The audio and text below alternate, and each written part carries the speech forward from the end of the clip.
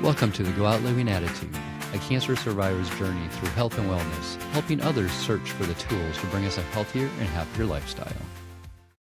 Hi everyone, Jonathan Brandt, GoOutLiving. Today's guest, Michael Dorfman, certified health and nutrition life coach, author of The Thriving Vegan, and coming out soon, The Longevity Wellness Revolution.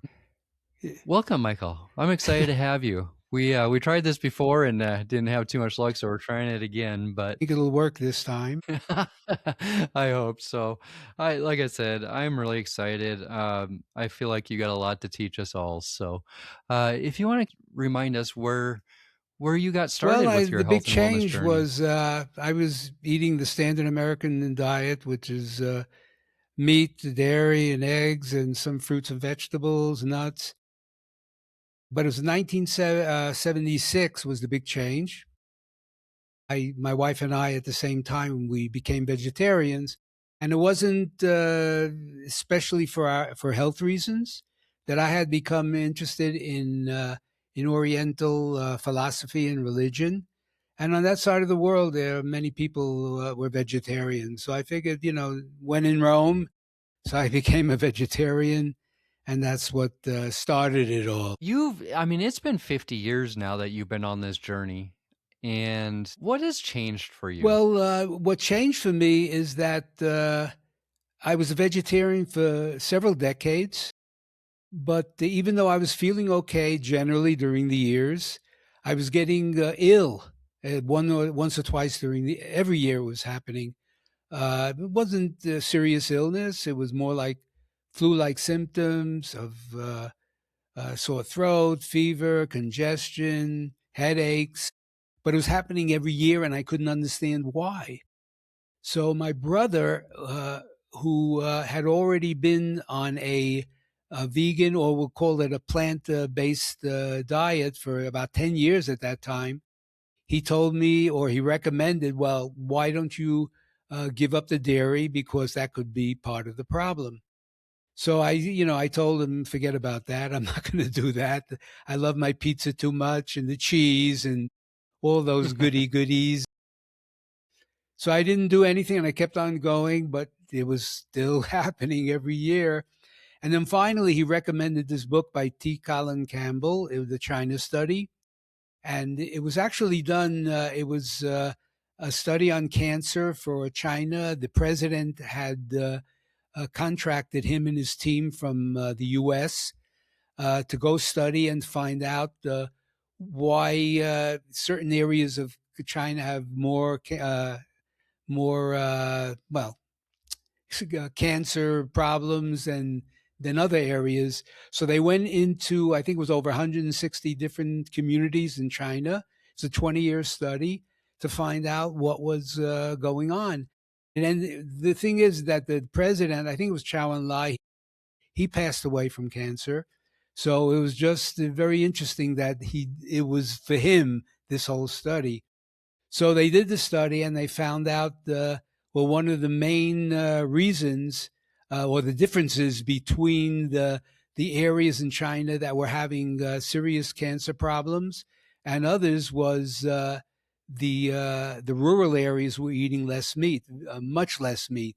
They were basically plant-based. They ate some meat, but it was nothing compared to what they were eating in the big cities, where the rise of cancer was very rapid. So anyway, so that affected me, and T. Colin Campbell, he wasn't a medical doctor; he was a PhD. He was a famous biologist at Cornell University. His books, the China Study, has written several books. He's in his 90s already, but still giving talks, and he's very active. So I decided to read the book, and it affected me. So I decided to make the change. And the change was, now it's almost 18 years ago that I've been I call it plant powered now. So that was 18 years ago. And, everything changed for me. And it was like, wow, now I can really enjoy my health without having those yearly problems.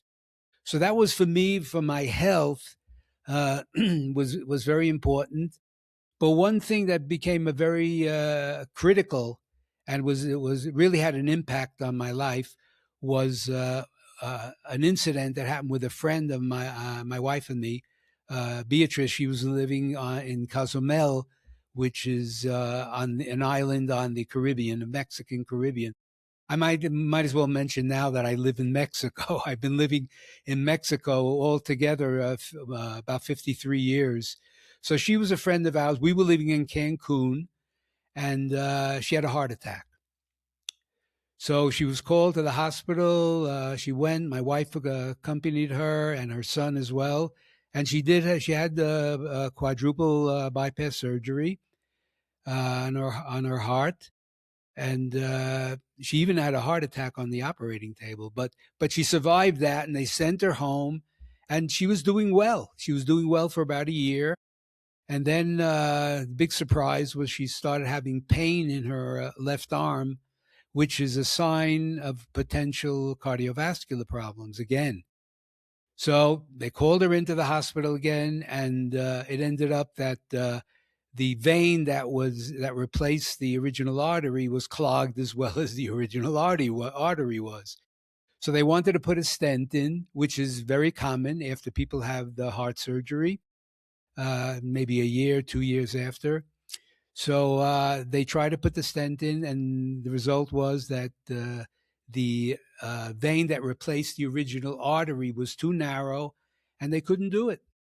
And they tried, but at the end was that they told her they really couldn't do anything, that she should go home and eat well and not to exert herself too much, not too many energies, don't climb too many stairs. And her bedroom happened to be on the second floor, by the way. So they sent her home, and what they didn't tell her, and they told my wife and they told her son, was that she had about 6 months to live.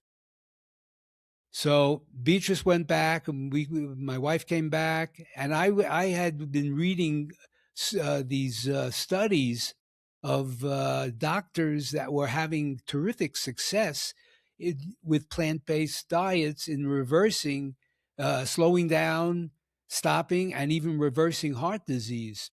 And one book that really I really enjoyed, which is one of my favorite doctors actually, Caldwell Esselstyn, who was the chief of staff at the Cleveland Clinic for many, many years. He's also in his 90s and very active. So he wrote the book, Prevent and Reverse Heart Disease. And at the very top of the book, it says the book that changed Bill Clinton's life, because Bill Clinton had gone through heart surgery, and he had put, I don't know if once or twice, he had stents put in, but he didn't want to do that anymore. So he tried the diet. That was Esselstyn's diet. Dr. Esselstyn, was the studies he was doing and the positive results he was having. He was receiving these rejects from Cleveland Clinic, people that were so far advanced in heart disease that there wasn't much hope for them. They were giving him weeks and months to live. He was getting them, and the reason he changed, because he was a chief surgeon there, was because he was always wondering, we're making these advances in technology and the education of the doctors, but every year there were more and more problems, more and more cases of heart disease. What's going on here? So he decided to make the change and trying the plant-based nutrition. And the result was that he was having continuous 95% positive results. That people were living, instead of there a few weeks, a few months, they were living 10, 15 years longer. And the studies they're showing how their arteries were opening up just by changing their diet. So, and I knew about other doctors that were also having these positive changes. And at the end, I gave Beatrice the book, and I said, well, I didn't tell her she had only 6 months to live, according to the doctors. So I gave her the book, and she read it, and she decided to make the change. So the end result was that instead of living the 6 months that the doctors told her, she lived almost 10 years. And for me, I had read these stories, but here it was, a friend of ours, and I had this the possibility of changing her life, and I was so happy about it. And so it was, that was a big change for me, very important for me. And I decided that I got to tell I got to tell the world about it, or the people I know, or through my book. I wrote this book in 2019. That was my first book on nutrition. So and I was just I was thinking, like, what's going on here? How come, if this has such this diet has such a power, how come doctors are not recommending it? I mean, maybe you don't recommend it initially, but if somebody goes through surgery and has this, the open heart surgery, and they have they put a stent in, or they go through what Beatrice had gone through. How come they at least tell them to eat differently when they get out of surgery, and see what happens there? But that doesn't happen. In fact, when Beatrice went through the surgery, the next morning they gave her bacon and eggs at the hospital. So, and I just started realizing, it was like, wow, it's the doctors don't get the training that they need on nutrition or on lifestyle. They're just not getting the training that they need. And that's what the problem is. And now, and then I find out through more and more research that the same is happening there are other chronic diseases that can be helped through, changing diets. So what Yeah. had a big Yep. impact on my life was happened, well, years ago. A friend of my wife and I, Beatrice, she lived in the island of Cozumel. We were living in Cancun at that time. And at that time, it was like 2 years. I was already plant-based. I had changed my diet. And so she had a heart attack. She was my wife's closest friend, and she accompanied her, Beatrice, to the hospital. And it ended up that they did the open heart surgery, and they replaced the original the aorta with a vein from her leg, and that was it. And they sent her home, and she was doing fine for about a year. And then all of a sudden, she started having pain in her left arm, which was a sign of possible, cardiovascular problems again. They called her back to the hospital, and they wanted to put a stent in, which is a normal practice, either a year, 2 years after you have that type of surgery. And they couldn't put the stent in because the vein that replaced the original artery was too narrow. So they tried, but they couldn't. They told her that there wasn't much they could do.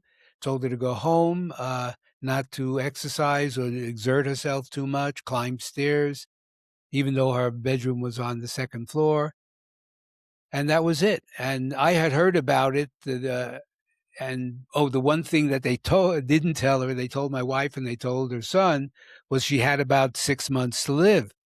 And I had heard about that, and I was already on the plant powered diet, and I had been doing research, reading about different doctors that were having tremendously successful results, with changing people's cardiovascular problems, reversing heart disease through changing diet, plant-based diet.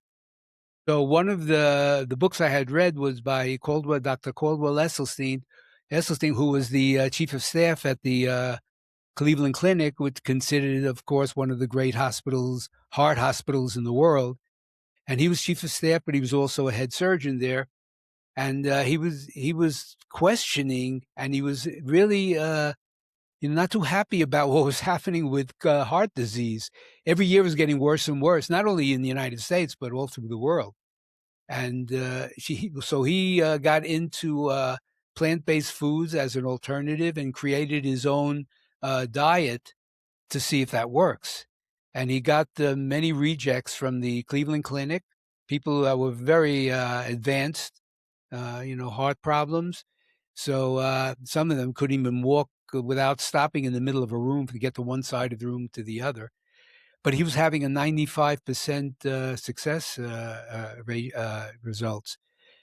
And his it was amazing because he got into that whole diet thing with the plant-based diet, and that became his future. And he continued for a while doing the surgery at the Cleveland Clinic. But now he writes his books, he does talks. He's in his 90s. I think he's going to be 92 this year, and he's very, very active. I had read the book. I gave Beatrice the book. I knew about that she only had supposedly 6 months to live. And she took the book, she read it, and she decided to make the change. And instead of living 6 months, it ended up she lived almost 10 years. And to me, that was unbelievable because I was reading about these success stories. And here it was, a friend of ours. Wow, I had a chance to change her life. It was like fantastic. So this really, lit me up and inspired me to go on. And I, ended up writing the book. I was giving talks here in Mexico, where I've been living like 53 years. And she died years ago after 10 years instead of 6 months, and she didn't pass away from heart problems. It was something, she had problems with her lung, which was another problem. But for me, it was like I was questioning at that time, at that moment, what's going on? How come doctors aren't, this isn't the go-to default diet for people who have gone through surgery? And it's not happening.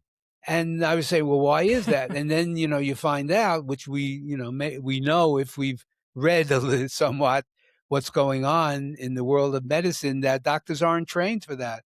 They're trained to, give the pharmaceutical drugs or certain invasive, therapies. That's not it. They don't believe in that because they don't know. So, many schools just get a few hours of, nutrition and lifestyle, training. So this is what happened. And then, I go and I do more research and I find out that, it's not only heart disease, but there are other, chronic illnesses that can be affected, with changing the diet, to plant powered. Now, when I talk about plant powered, the reason I changed it, because my first book came out in 2019, it was The Thriving Vegan. Vegan is, you don't touch anything that's not plant-based. Most vegans actually, a great majority are vegans because of the ethics of treating the animals. And, it's not so much for the health reasons that they become vegans, but because of the animals that we torture them. They go through, especially in these industrial, plants where the animals live. So, but for me, it's not that. And for me, it's I became a plant-based because of health reasons.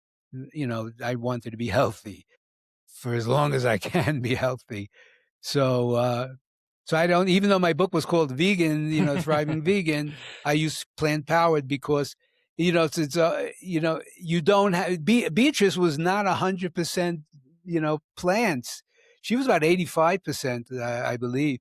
And then she lived 10 years instead of 6 months. So, and then from that, it was like, well, maybe, be a little bit more lenient, be more flexible. And then I get into the study of the blue zones, which are considered the healthiest and longest living people on the planet. And they're not, necessarily 100%, but they're not, maybe it's 85, 90%.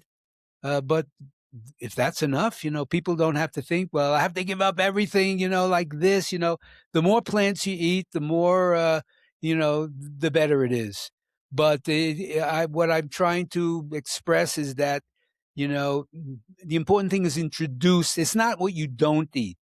I'm not saying, don't eat that, don't eat this. I'm saying introduce more plant foods into your diet, and you should experience really positive results and benefits. So that's what I'm all about. And this is what I'm doing with my second book, which is coming out, very shortly in the paperback. It's now available on Amazon as an ebook, is about not only nutrition, which I consider, if I put a percentage on it, like 70%, of the story of really thriving as you get into your 80s and beyond. But there's also the lifestyle changes are very important. And I started learning about lifestyle changes through the blue zones. Dan Buettner was working for National Geographic around, I think it was 2008, 2009. And he was an explorer. And they sent him with a team to find out where the healthiest and longest living people on the planet live. So it was a 2-year search, and he came up with 5 blue zones. I think the blue zones, they gave the name the blue zones because of the blue color that they were using to designate where these areas were. So, but these were populations, and I'll just read off the populations that they found. Okinawa, the people in Okinawa in Japan, Sardinia in Italy, Icaria in Greece, Nicoya, Costa Rica, and in Loma Linda in California. So these were the 5 blue zones. But not only was to discover, where these places were, but they wanted to find out the similarities. If there were similarities, because these places are not next to each other. We have, the ocean separating them or large land masses. And if there were similarities, because these people may not have even met the people from the other blue zones, that would be something, because we're talking about hundreds of years of lifestyle that they were living, eating the same foods and doing having the same lifestyle. So these areas were mostly, they were rural areas. And they found out that, plant-based was basic, no, in each one of the 5 areas, even though they may have eaten different types of plants. For example, in Okinawa, is like sweet potatoes was like the main food that they ate, and they still eat even though, and I'll just mention this, the younger generations are going, they're sort of maybe moving away from that, unfortunately, and they're getting sicker. So, but I'm not talking about that. I'm talking about the original blue zones. So this became very important for me. So it was the food, and then it was the movement. Not so much, going to the gym and going to do exercises there. It was living their life with movement, not sitting around, for hour on hour, an hour of just hanging out and watching TV, going on your phone. But these people moved a lot. They lived in, a lot of them lived in mountainous areas. So they were going up and down hills, or they were just moving. So this was part of it, and they didn't sit that much. Sometimes they would sit down on the floor and stand up. It was just movement. It was natural. So this was an important thing for me. That was, and then there was another, it was very important, was the communities, caring communities. And so they, each one of the blue zones, they lived within a community that they cared for each other. And they just, whether it was based on religion, religious beliefs, or they had, they, different ideas. They played games together. If, for example, in Loma Linda, they played, and I was watching it, there's a Netflix documentary, Live to 100, Secrets of the Blue Zones, which anybody could see. It's a 4-part series. And it was Dan Buettner returned to the Blue Zones a couple of years ago. And you could see this, meeting the people again. And it was interesting because in Loma Linda, which is one of the Blue Zones, they play pickleball, which is such a popular game in the United States. And here in Mexico, I played pickleball this morning. So it's a fantastic sport as you get older. So so this was the movement that well, not the movement. This is the community that they have the same beliefs, but they care for each other. And this whole idea of community, which is not so popular now because people are losing. We're losing that. And the idea of community goes back to the hunter-gatherers, where this was, a couple of 100,000 years ago, and they lived in tribes. And these tribes, they lived in tribes because they needed each other because of these animals that were tracking them down. And, they had to move out. They may have had to move, they moved from once it got cold, it was maybe snowing, and they had to move to warmer areas. So the weather, and also for the environment. So the water, so it was. We got that from human beings. Have been, we are that type. We're social creatures. We do well, extremely well in groups. And now what we find in the world is that people are on their phones, especially younger people. They're on the phones all the time. And it's not the same when you're speaking to somebody on a phone and speaking to somebody in person, because you're not sharing that emotion, that the vibe or whatever, the energy, and when you're in person. But people are getting used to that. And unfortunately, today there's a tremendous amount of loneliness among people, and even the young people who are looking for followers and likes on their Facebook page, or something like that. Yeah, I agree 100%. Well, that's part of the reason I started, the community on school, is just to get people talking again. I know it's still over a computer and stuff, but it's still better than sitting Yeah. by yourself on a cell phone, for instance. Something that resonates kind of with me too when you're talking blue zones and what we eat. I guarantee those blue zones don't have a lot of processed foods Obviously either. not. So, yeah. So, but that's really what's important, is that it's different for us. We're not living in a blue zone. So we're living in modern society that is, different. And we have to make some effort there, because and we're sitting around, we're becoming soft, we're what are the couch potatoes, and we're not getting up. We're not challenging ourselves, we're not challenging our body, we're not challenging our mind. And we need to do that, because technology is taking us away from that. So we have to, and especially because I'm 84 now, and I'm thriving in my 80s, and this is what I write about, and I talk about. And we have to, people have this concept. Many people that when you retire, that's it. Okay, you're 65, you retire. So what are you going to do now? I'll just hang out, have a couple of beers with my friends and do this and that. So, and that's what the problem is. We got this idea, this concept that is fed to us, and what's the end result? We get chronic disease. And then more than 70% of people in the U.S. and on the standard American diet already have at least one chronic disease. And and so and what is the life expectancy? It's never been above, like in the mid or upper 70s. We can't seem to get beyond that. Whereas these societies, these populations, they're like living in close to 90 and enjoying their lives is very common, even over 100. So we have to get out of this idea of what we've been told, or what we've made to believe, that chronic disease is a normal part of aging.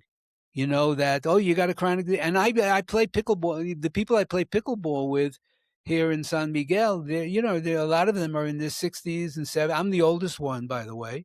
A lot of them are in 60s and 70s, and yeah, they're okay with it. They're, oh, yeah, high blood pressure. I have, I have these pains here, or I have, arrhythmias, and it's normal. It's like they share this with each other. And I'm here, and I give out my card now, because I have this new card, which has a QR code, so they can get my guidebook.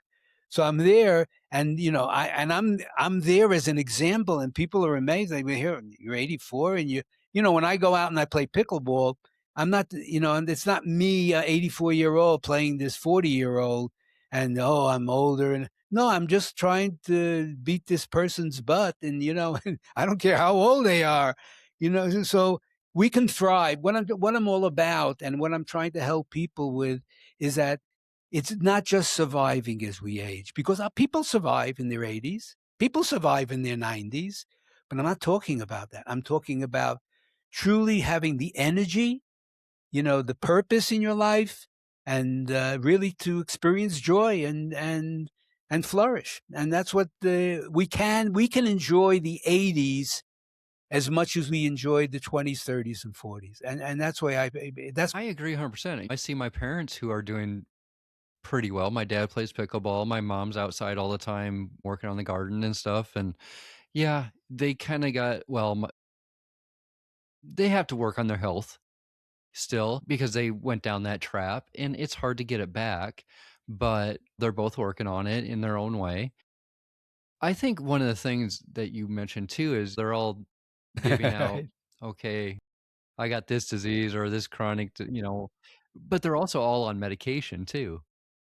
And then they have the side effects of that. And yeah, I keep going back to what kind of life is it? And it goes back to what happened with Beatrice, and that's what you get. You go and you have high blood pressure, you have your obese.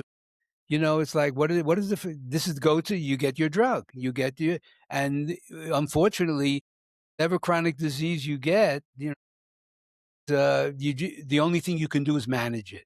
You have to take these medicines and to manage it, but that's about it. And that's to me what surviving is. It's not really thriving. So for me, it's like it's more important when you get into your 80s, lifestyle is more important than medicine. And that's hard for people to really understand. How could that be, But that's what it can become, and that's what I'm trying to share with people because I've established a new identity in my 80s. It's I see myself as this healthy person. I don't really pay attention to the years I have. I know I don't have that many left, obviously, even if I live to 100, but my focus is on what can I do to thrive, to continue enjoying my life, which is if you're not enjoying your life because you're sick or, you have so much stress in your life, that's not what it's all about. Life is a gift. We're given how many years you live, it's not very long compared to eternity, that's for sure. So we're given this gift. Whether we come back or not, I don't know. I don't know what's happening after I go, but I know one thing for sure, that I have this life and it's real. So this is the one I'm going to really take care of. Well, and I think what scares me right now is I think, yeah, we're seeing it in the older generation, but we're seeing it in the younger generation where that chronic disease is really creeping in. And I saw this study, and I've mentioned this before, kids aren't going to outlive their parents. And I have proof of that with my wife as well. So, yeah, we can talk about those in their 80s and 90s not really living, but it's kids in their 20s and 30s and 40s that are already dealing with it. Absolutely. That's the And, scary with part. type 2 diabetes, before originally type 2 diabetes was adult onset diabetes. And now they changed it to type 2 because kids are getting they never used to get diabetes, but it's, and look at how many obesity among children. It's the same here in Mexico. There's no difference, type 2 diabetes, never that, you know, common here in Mexico. And all of a sudden, same thing. So we need to make these changes. We really do. And, you know, I think that that's the goal is the people, hopefully, but to start not when you're 60s and 70s. I think there's a lot of misconceptions that, having a heart disease or getting cancer or, any other chronic diseases, it happens when you're, later on in life.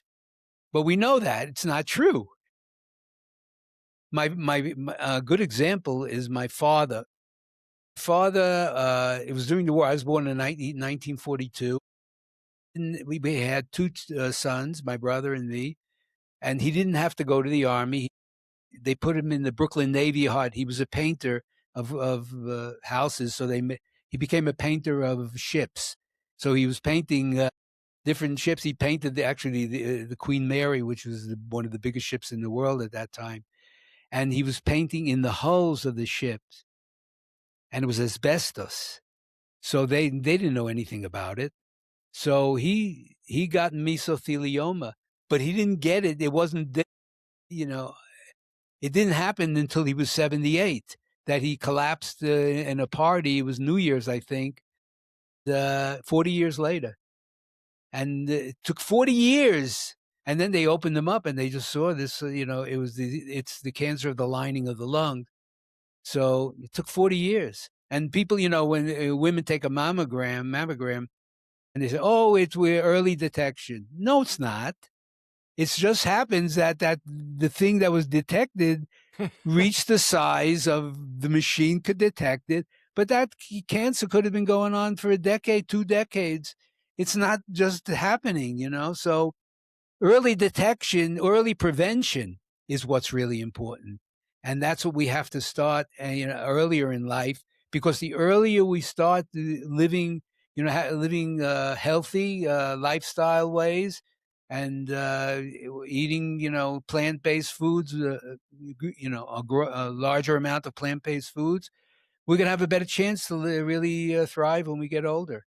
And I'm not talking about just physically, I'm talking about mentally as well. Be sharp. I think it's more I had a doctor mention for That's him, he good. doesn't say preventive, he says be proactive. And I love that. It's yeah, it's just to me, it's not even bringing in to your life any kind of disease at all. We're not trying to prevent it. We're going to be proactive from the beginning, and then you don't have to deal with any of it. And I love that. And I guess for me, it's teaching our young kids something that we weren't taught, because we weren't taught. Yeah, we had the food pyramid, but we didn't go by it. you know, we went by, okay, whatever drive through we're going to do next. So we have to start teaching the younger kids what Yeah, and healthy but really there's so is. much power against having that happen, because the money is made on sick people. And unfortunately, pharmaceutical companies and the agricultural, dairy, and industries are, you know, they make their money, and they have their investors and their stockholders, and that's the bottom line. The Having us healthy is not the main goal. It's the bottom line is the main goal. And I remember reading, I forgot which book it was. It was one of the top. I don't know if it was the president. It was the dairy industry. I don't know if he was the president, but anyway, it was mentioned. I was reading this, that it doesn't matter if whatever they put out to sell the dairy, the ice cream, or the different products, it doesn't matter if people and they'll just twist the information, and the studies are, they back up the studies, they fund the studies that prove that this is good for you, okay, and their products, milk, have you had your milk today, or whatever. So they promote this. And he said that it's not important whether it's true or not what they publish. The only thing that they care about is people are confused because of the information. So as long as people are confused, they will not change. So that's all they care about. If you're confused, why change? I don't know if that's right. This one says this. This study says that. So that's why you really have to listen to people that are thriving, and say, well, what is your lifestyle like? So Yeah. No, I agree. I really do. Something I saw in here too. You really go by breath work, intermittent fasting, hot and cold therapy, and stress management. Those are pretty yes, big in your and life as it's well, been fairly correct? recent that when I turned 80, and I saw that, hey, I'm doing very well. It was my son, one of my sons, that got into these different lifestyles, which is not, this is not practiced in the blue zones. Maybe it is, I don't know, but it's not, you don't read about that. But I saw that longevity has become a very, very popular topic now. And people are doing a lot of research. There's summits on longevity, so and they're talking about all these things, these different lifestyle practices. Whether it's and it's a lot has to do with the stress, to reduce stress in our lives, and a lot has to do with taking on challenges. Like I was saying, that the what do you call it, hunter gatherers, they had challenges that were natural. These may be not natural, but we have to keep going as we get older. not relaxing, not sitting back. So a lot of these changes, have a lot of effects on the functioning of our body. Intermittent fasting, hot and cold showers that I do, breath work. I do breath holds every morning, which is I just love it because I could just feel the energy from that.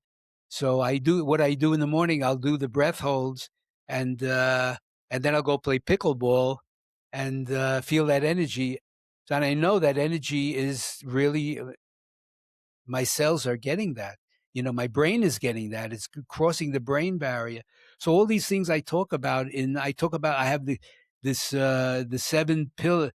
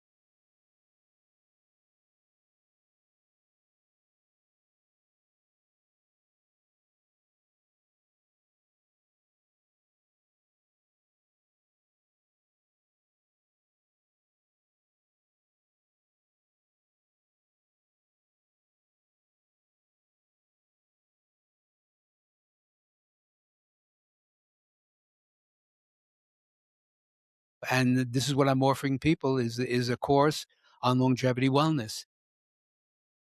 It's specifically for people who really want to live a healthy, longer life and really thrive in it.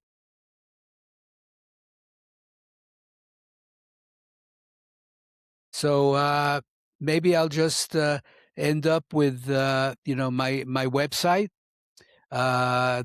is longevitywellnessrevolution.com.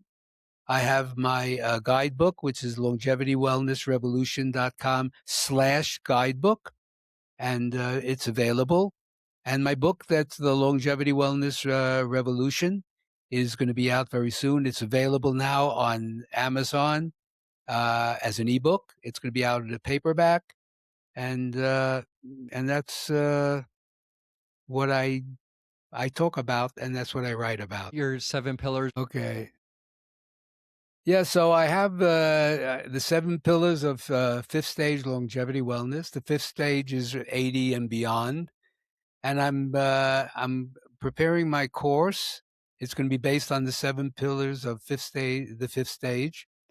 And the first one is metabolic wellness, which is the cells itself, the function of the body, the nutrition, the cardiovascular situation of the body, uh, just just generally how the body works, that it works well. So that's metabolic wellness, and the principal part of that is what you eat, because that is the fuel of the body. And if you need to have more plants, because basically you have to have what plants provide, and that's what's very important. And then there's the second one is the functional strength, which is the building of the body, the structure of the body, keeping your exercise and everything that keeps the body moving. And as you get older, then you have the adaptive resilience, which is that we mentioned. I mentioned that the different type of challenges that through uh, whether it's the blue zone, what they practice, or the different lifestyle practices of breath holds, of intermittent fasting, anything that challenges your life, that strengthens us and gives us more resilience. Then the circadian alignment, which is based upon initially is 24 hours a day. And, before we became modern, our ancestors lived out in in the jungle, or they lived in the land, and they went to sleep when the sun went down, and they got up when the sun came up. And that was the normal way. That's the circadian rhythm. the circadian alignment.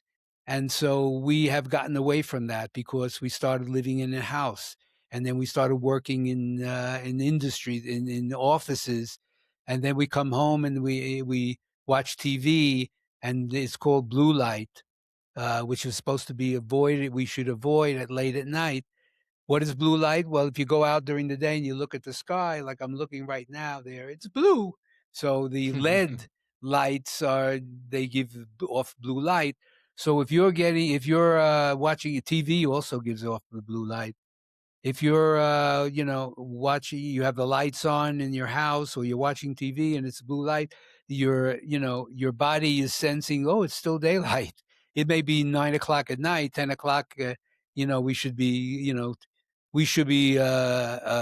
cooling down. We should be slowly, getting ready to sleep. So, that the body gets ready, and then in the morning, we get up and we have the cortisol starts going, and we start facing the day, and that's when we should be more active and have a lot of energy. But when the night comes, we have to start winding down, and that's what that part is. Then we have the regenerative capacity, which is our body's ability to cure ourselves. The body's been doing it ever since we were born. The body has this incredible power to cure us because the body wants to live just like you want to live in your mind or your heart. The body wants to live because that's what it does. It's where your life lives, inside your body. So we need to protect our body. Uh, the regenerative power of our body is there since birth, but unfortunately, if we depend too much on drugs to take over, and not to depend on our immune system and the body's regenerative power, we're going to lose that. And then that's why we're becoming too dependent on drugs. Every time we get sick, take something, and you have a little pain, take something. It's everywhere, depending upon the drugs, because the doctors are saying, take something. So that's what we do. But I Yep. don't do that. And when you start relying on your body, it may take a little longer, because it's not a quick fix like the drug. And I don't have anything against drugs. Sometimes are necessary, but you don't want to take too many, because they destroy the microbiome, your gut microbes, and that's what we need to keep alive. So that's the regenerative capacity, the longevity identity. I mentioned that actually you become that person that you want to be. As you get older, you are a person who's thriving in your 80s. You are a healthy person, and you believe it because it's true. And then, so this is the identity of longevity. No, I just want to quick thing is that the people who are writing about longevity, many of them researchers, and they go and they tell you about what to do when you get older, but they're not they don't have the identity of a person who's living longevity. If you're 60, you don't have a clue what it's like to live when you're 80. I do. So I'm Right. experimenting this, and I'm sharing this, but the people who write about it, they don't have that identity yet until they get older.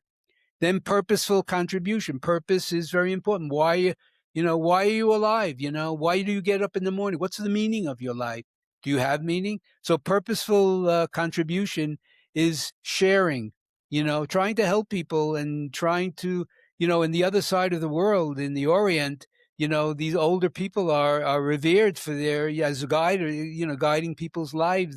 People look up to them. Here in the West, it's not like that. You go into a home, it's like we don't have that same thing, but that's what we can be if we really want. It's part of becoming older. You have now, you're experiencing, wellness, and that you can share, and that you can. We've learned a lot through our lives, through experience, and we could share that. And there's a lot of things that you know, we could tell young people, and I do it with my sons, and I do it with younger people, that we can help them and understand that, especially with health, you know, start when you're young. So that's the I agree seven 100%. stay, and I pretty much cover everything that I'm doing and I'm experiencing in this, and that's what's going to be my course. I love it. I really do. It's nothing crazy either, is it? It's just sensible, Y- I guess is the words Yeah, that that's the come to best part. mind. It's not crazy. It's just enjoying your life and finding out what really works. No, I mean, I like it. I yeah, it makes sense. Michael Dorfman, certified health and nutrition life coach, author of The Thriving Vegan and coming out soon, The Longevity Wellness Revolution. Absolute pleasure. And we will definitely do this again. You're right. People need to listen to our older folks because they've been there, they've done it. And those that are doing as you are deserve to be heard. You really do. And I appreciate you coming on, being patient with everything, and just Yeah. telling us and just giving us, your side of it and where you're coming from and how it's working. Thank you very much, John. It was really a pleasure. All right, folks, as you know, find the attitude, keep the attitude, go out living. Until next time. Bye, everyone.